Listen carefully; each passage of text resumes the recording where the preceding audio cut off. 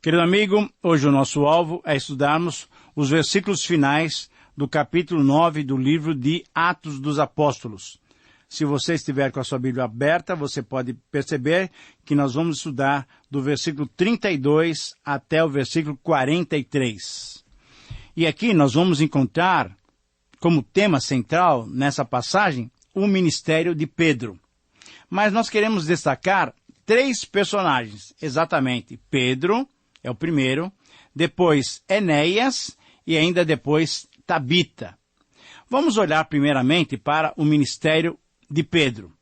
Nós podemos colocar como a nossa proposição, a frase que nos desafia, resumindo o ministério de Pedro, nós podemos apresentar essa proposição.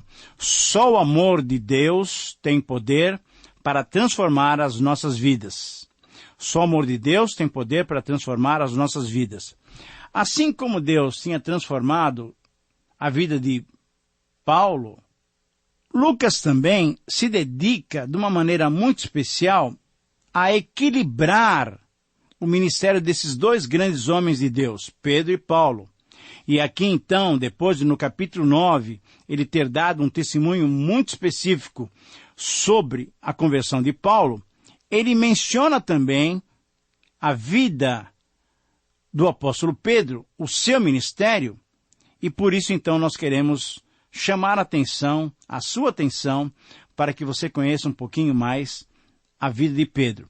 E eu quero mostrar aqui, nós podemos perceber nesses textos, 7 aspectos da vida de Pedro que foi transformada pelo amor de Deus. Primeiramente, a sua chamada de pescador de peixes foi chamado para ser um pescador de homens.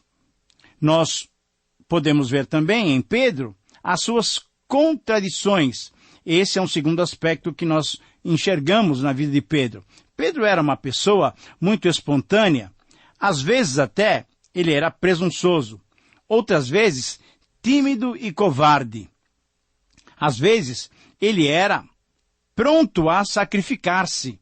Mas outras vezes, em contraste, ele estava pronto a se autoglorificar. Mas uma das suas contradições é que às vezes ele era usado por Deus. E, infelizmente, ele foi usado também por Satanás. Às vezes, Pedro fazia grandes declarações e, no final, ele traiu Jesus. Um terceiro aspecto na vida de Pedro é a sua caracterização inicial. Ele foi inoportuno nas suas sugestões, ele foi muito seguro de si, ele foi despreocupado, ele foi precipitado. Pedro foi tomado pelo desânimo logo depois da crucificação do Senhor Jesus. Essa era a caracterização inicial de uma vida que ainda não tinha sido tocada pelo Espírito Santo, que ainda não tinha sido cheia pelo Espírito Santo, como nós já vimos no capítulo 2 do livro de Atos. Portanto, nesse aspecto da vida de Pedro, nós estamos encontrando as coisas mais difíceis, mais tristes dessa vida sem Jesus Cristo. Mas, graças a Deus, ele obteve, em quarto lugar, a sua conquista sobre o pecado. O seu arrependimento é descrito em Lucas 22, 61. Ali ele tomou uma atitude positiva contra o pecado, não se deixando abater pela culpa, mas olhando para os olhos de Jesus, mesmo chorando. E esse choro era de arrependimento, mas era um choro também em que ele recebia a graça e o perdão do Senhor Jesus Cristo. Jesus o recuperou, fazendo-o declarar por 3 vezes que ele o amava, conforme nós já estudamos também em João capítulo 21. Mas Pedro não apenas sobrepujou o pecado. Em quinto lugar, nós encontramos a sua capacitação para o ministério. E essa capacitação, como nós mencionamos agora, ela se deu no cumprimento da promessa quando ele, junto com outros 119 irmãos, receberam o Espírito Santo, conforme nos relata Lucas em Atos 2, 1 até versículo 4. E aí ele se tornou uma pessoa ousada, pregando a palavra de Deus, testemunhando o Senhor Jesus e enfrentando as autoridades. Foi Pedro, na capacitação do seu ministério, em quinto lugar, que abriu as portas do reino a quem? Aos judeus, como nós já mencionamos no capítulo 2, aos samaritanos, juntamente com João, como nós estudamos no capítulo 8, e ele, na sequência de Atos, vai abrir a porta aos gentios, no capítulo 10, quando ele prega na casa de Cornélio, e há uma grande comoção. O Espírito Santo vem sobre aqueles gentios, e aí então a igreja está completa, com judeus, samaritanos e gentios. Uma outra característica do apóstolo Pedro, um outro aspecto que nós devemos ver nessa vida agora capacitada para o ministério, é que a sua condição humana era semelhante à nossa.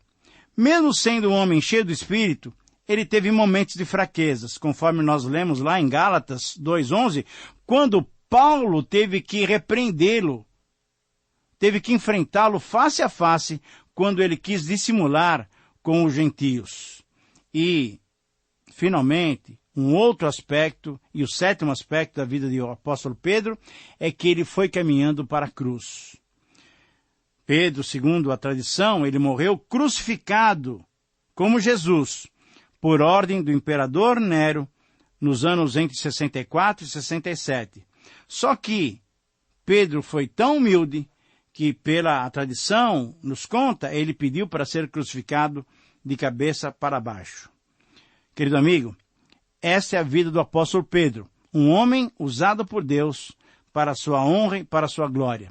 Será que você se sente algumas vezes como Pedro? Precipitado, arrojado demais, sem saber o que falar? Saiba que o Senhor Jesus pode usar a qualquer um de nós. Ele usou a Pedro, e Pedro o glorificou com a entrega de sua vida.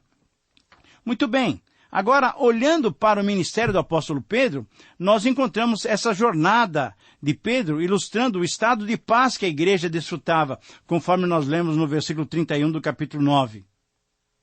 Esta era uma viagem de inspeção, de reconhecimento. Pedro então estava olhando os campos onde o evangelho estava sendo anunciado. Lida e Saron faziam parte dos territórios gentios. Localizavam-se a 18 quilômetros a sudoeste de Jope, importante porto, rota entre a Babilônia e o Egito, local de grande influência. O termo santos foi utilizado para designar os cristãos que se converteram a partir do ministério de Filipe. Lá em 8, versículo 40, nós encontramos Filipe ministrando aos samaritanos. Pedro e João também tinham ido lá para orar por esses irmãos novos, concedendo-lhes o dom do Espírito Santo. Mas esse termo santos também se refere à posição espiritual e não à condição espiritual. Porém, descreve o nosso processo de santificação que o Espírito Santo promove entre nós, os cristãos. Ora, além desses detalhes importantes que nos ajudam a perceber o contexto da passagem, esse texto nos leva a refletir sobre a mensagem transformadora do Evangelho diante da questão do sofrimento humano. E aqui, então, se inclui o segundo personagem que nós já tínhamos mencionado, o homem chamado Enéas. Ao observarmos a ação de Pedro diante do sofrimento de Enéas, podemos afirmar que somente a mensagem do Evangelho pode mudar o sofrimento humano. Eu repito, somente a mensagem do Evangelho pode mudar o sofrimento humano. E nesses versículos nós podemos perceber 3 requisitos para entendermos o sofrimento humano. Muitas vezes nós não conseguimos entender por que sofremos. E aqui nós podemos perceber, então, 3 requisitos que precisamos ter para entendermos o sofrimento humano. O primeiro requisito é conhecer as razões do sofrimento. Então, qual tinha sido a razão pela qual Enéas estava sofrendo? O primeiro requisito é conhecer as razões desse sofrimento, e esse requisito está claramente exposto no versículo 33. Eu quero lê-lo com você. Encontrou ali Pedro um certo homem chamado Enéas, que havia 8 anos jazia na cama, pois era paralítico. O texto não diz, mas será que tinha sido pecado? Uma disciplina? Uma provação? Ou um plano de Deus simplesmente? Nós precisamos averiguar, diante de Deus, qual é a razão pela qual nós estamos sofrendo. O sofrimento se dá quando há uma real necessidade. 8 anos de paralisia, com certeza, merecia uma reflexão muito séria da parte de Enéas. O sofrimento se contrapõe ao curso natural da vida. Ele jazia na cama. Isso não era alguma coisa normal. O sofrimento causa para nós essa angústia, essa amargura. O sofrimento causa em nós perplexidade. Nós não entendemos exatamente por quê. Por isso é necessário perguntarmos a Deus, por que estamos sofrendo? Talvez seja uma disciplina, talvez seja um pecado, talvez seja uma prova. E eu e você temos que olhar e perceber quais são as razões do nosso sofrimento. Em segundo lugar, um requisito importante é conclamar a mudança de status. Foi o que Pedro fez. Ele mudou o sofrimento em alegria. A mudança de status, a mudança da situação, é originada em Jesus Cristo. Veja o versículo 34. Disse-lhe Pedro, Enéas, Jesus te cura, Jesus Cristo te cura. Levanta-te, arruma o teu leito. E ele imediatamente se levantou. Sim, querido amigo, o sofrimento pode ser mudado. O sofrimento pode ser mudado em alegria. Mas isso a partir da presença, do poder e da ação do Senhor Jesus Cristo. Em terceiro lugar, um terceiro requisito que nós precisamos ter para entendermos essa questão do sofrimento é recolher dele as bênçãos decorrentes da própria situação. Quando o sofrimento é retirado, a bênção divina tem grande alcance. Mas quando o sofrimento não é retirado, podemos mesmo assim agradecer a Deus, porque como disse o apóstolo Paulo, dizendo as palavras que o Senhor Deus tinha dito a ele, a minha graça te basta. Mesmo Paulo tendo orado por 3 vezes pedindo que fosse retirado o espinho da sua carne, o Senhor respondeu, a minha graça te basta. Ah, querido amigo, mesmo quando sofremos e continuamos a sofrer, a bênção divina tem grande alcance. Nesse caso aqui, especificamente, a bênção divina teve um grande alcance no sentido de testemunhar da mudança que tinha ocorrido. Versículo 35 diz assim, viram-no, isto é, viram a Enéas, todos os habitantes de Lida e de Sarona, os quais se converteram também ao Senhor. Portanto, o que nós podemos entender daqui é que esse milagre que aconteceu com Enéas, essa bênção que aconteceu com Enéas, ela se estendeu a todos os habitantes daquela região. A bênção divina foi constatada por todos. A bênção divina teve grande influência. A bênção divina produziu conversões marcantes, mudanças de vida para todos os habitantes daquelas cidades. O sofrimento humano, querido amigo, tem sua causa primeira no pecado de Adão. Lá, sua causa primeira, aconteceu lá no pecado de Adão. E por isso, Jesus Cristo, o segundo Adão, veio para dar solução ao problema do sofrimento. Mas não somente o sofrimento físico, ele veio dar solução ao sofrimento nosso, da nossa distância com Deus. Ele veio para perdoar os nossos pecados. Quando estivermos sofrendo, recorramos ao trono da graça para recebermos misericórdia, porque temos um sacerdote misericordioso, o Senhor Jesus Cristo. E finalizando o nosso capítulo, o estudo do nosso capítulo, nós vemos nos versículos 36 até 43, o terceiro personagem surgindo é o personagem Dorcas, ou Talita. Nós encontramos agora, nos versículos 36 a 43, a repercussão da ação que Deus fez. Essa repercussão ultrapassa qualquer expectativa humana. As notícias sobre o ministério de Pedro em Lida chegaram até Jope, nome atual de uma cidade chamada Haifa, rota de transporte entre o Carmelo, o Monte Carmelo e o Egito. É provável que Filipe tenha pregado nesse caminho para o eunuco. O texto introduz uma das ênfases de Lucas, isto é, o ministério das mulheres. Tabita, em aramaico, ou Dorcas, em grego, significa gazela, ou pequena ovelha, numa associação de graça e delicadeza. Ela era uma mulher virtuosa, uma cristã respeitável, uma cristã prática, cheia de boas obras, conforme o versículo 36. Mas ela, doente, veio a falecer. A narrativa de Lucas aponta agora para um dos sentimentos mais constantes que atingem o ser humano, a tristeza provocada pela morte de amigos queridos. Sim, esse é um dos sentimentos mais profundos que atingem a cada um de nós. Quando alguém, parente, quando alguém amigo, morre, nós ficamos profundamente abalados. Então, diante desse texto, nós podemos dizer que somente o cristão pode ser produtivo, independente das circunstâncias, ou na pior das circunstâncias. Somente o cristão pode ser produtivo, independente das circunstâncias, ou nas piores circunstâncias. E nesse texto, nós vamos encontrar 7 marcas de um cristão que é produtivo, superando a mais difícil das circunstâncias. E esse cristão tem uma vida destacada. Nós vemos isso na vida de Tabita ou Dorcas, no versículo 36.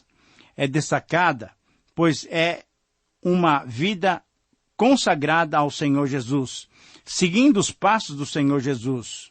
É uma vida destacada na vivência prática do cristianismo. Tabita ou Dorcas era uma mulher com boas obras e esmolas. Conforme os versículos 37 e 38, uma outra marca dessa vida de um cristão produtivo é que ele mantém a sua firme esperança.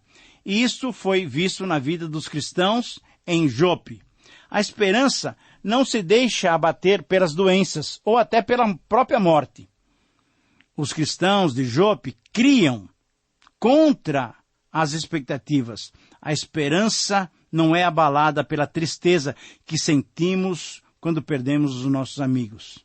No versículo 38, os cristãos de Jope deram um testemunho que certamente deve ser assimilado por todos nós. Eu quero ler o versículo 38 com você. Como Lida era perto de Jope, ouvindo os discípulos que Pedro estava ali, enviaram-lhe 2 homens que lhe pedissem: não demores em vir ter conosco. Demonstraram esses cristãos uma tremenda confiança, uma tremenda esperança no poder do Senhor que estava sendo ministrado pelo apóstolo Pedro. Em terceiro lugar, esse cristão que quer causar impacto, que tem uma marca produtiva na sua comunidade, na sua igreja, na sociedade, esse cristão se caracteriza também porque ele responde prontamente às necessidades. E esse detalhe nós vemos na vida do apóstolo Pedro. Ele rapidamente atendeu aqueles que estavam necessitados. Há prontidão nesse cristão no agir com fé prática. Pedro, então, é um exemplo desse homem que tem uma marca característica do cristão, que é a disponibilidade. Em quarto lugar, nós encontramos mais uma característica, que é a de ter um testemunho impactante. E aqui nós vemos na vida de Tabita. No versículo 39, nós lemos a seguinte expressão, a seguinte frase do apóstolo Pedro. Pedro foi atendendo às necessidades e, tendo chegado lá, conduziram Pedro até o cenáculo. E aí, todas as mulheres foram mostrando para Pedro as túnicas, as obras, as boas obras, os vestidos que Dorcas tinha feito para elas. Então, essa vida impactante, ela pode ser vista na vida de Tabita, que estava morta ali. O impacto desse testemunho, o impacto de uma vida prática, é percebido pelo amor aos irmãos. O impacto desse testemunho é confirmado nas obras que nós produzimos. A pergunta é: Você tem produzido boas obras que têm impactado os seus irmãos? Em quinto lugar, uma outra marca desse cristão é que ele tem sabedoria no agir. E aqui novamente vemos a ação do apóstolo Pedro. Ele agiu com humildade. Ele prostrou-se de joelhos e ele seguiu o exemplo do Senhor Jesus. E ele agiu também com ousadia. Ele ordenou em nome de Jesus: Tabita, levanta-te. Ouça o versículo 40. Mas Pedro, tendo feito sair a todos, pondo-se de joelhos, demonstrando humildade, ele orou. E voltando-se para o corpo, disse: Tabita, levanta-te. E ela abriu os olhos e, vendo a Pedro, sentou-se. Ah, querido amigo, querido irmão, com certeza, uma vida de oração, uma vida de fé no Senhor Jesus Cristo causa impacto e é uma marca distinta nesse cristão. Em sexto lugar, esse cristão usufrui de certas consequências também vistas na vida de Pedro. Usufrui da consequência de ser um instrumento de Deus. Usufrui da consequência de ser útil nas mãos do Senhor. Pela ação de Deus, novas conversões aconteceram e Pedro foi um instrumento usado por Deus. E em sétimo e último lugar, esse cristão se caracteriza, ele é marcado pelo privilégio que tem de estar sendo amadurecido dia a dia pelo nosso próprio Deus. Versículo 43 termina o capítulo dizendo o seguinte: Pedro ficou em Jope muitos dias em casa de um curtidor chamado Simão. O que ele fazia nessa casa? Certamente ali foi um centro de estudos, foi um centro de capacitação para aqueles novos crentes, para que começassem, com certeza, uma igreja. Deus estava amadurecendo Pedro para a experiência que ele viveria no capítulo 10, quando levou então o gentio Cornélio ao conhecimento do Evangelho. O trabalho de Simão, como curtidor de couro de animais, era considerado ritualmente imundo pelos judeus.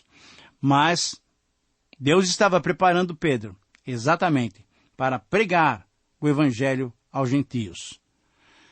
Chegamos ao final de mais um programa. A conclusão que podemos fazer é que eu e você somos desafiados a ter em nossas vidas essas características de um cristão que causa impacto. Que o Senhor te abençoe e te capacite a viver essa vida plena no poder do Espírito. Um grande abraço e espero encontrá-lo no próximo programa.